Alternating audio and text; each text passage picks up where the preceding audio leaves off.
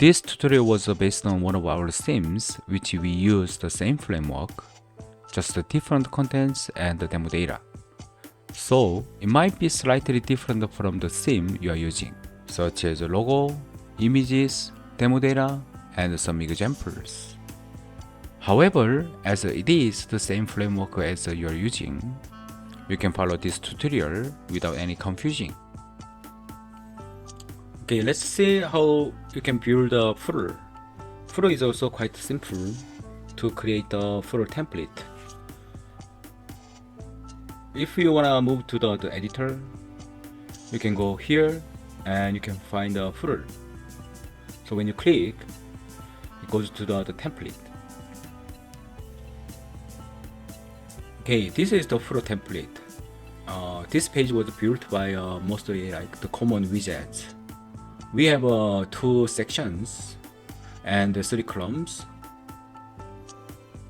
and 2 columns, and added the heading widget. This is basically, nothing special. When you add some text, it shows like this.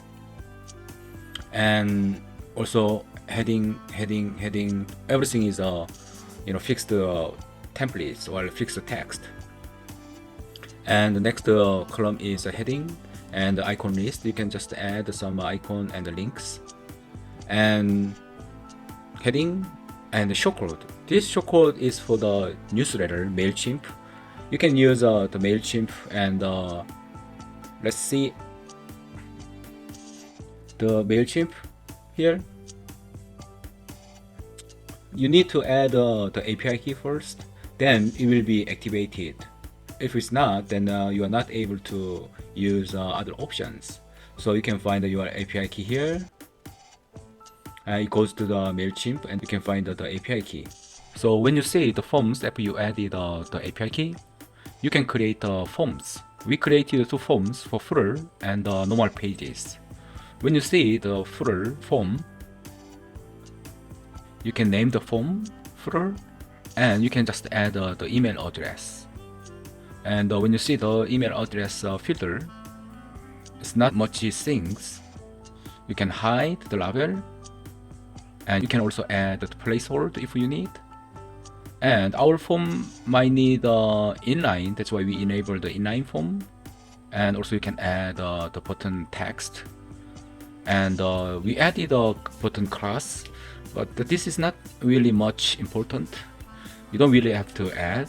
Just slightly, we added some custom CSS. If you want, you can add.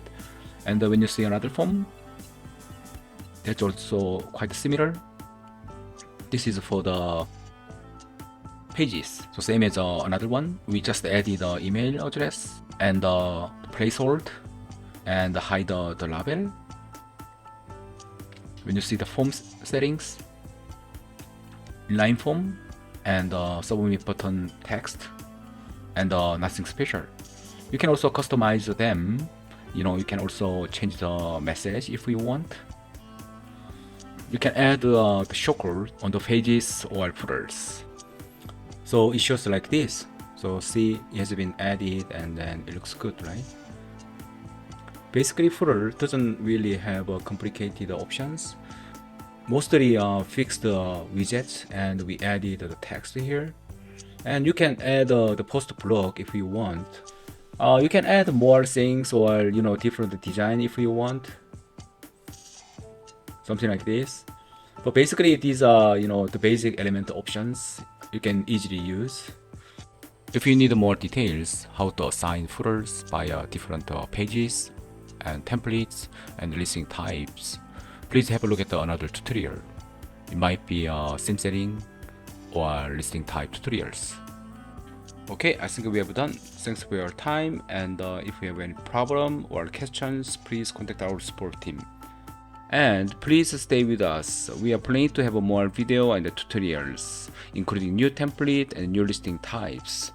As you may know, our template and theme is quite flexible to build a different template and a different listing type and the website. I'm gonna do some with you, and I'm gonna share how to do it and the files. Okay, thanks for your time, and I'm gonna come back with another tutorial.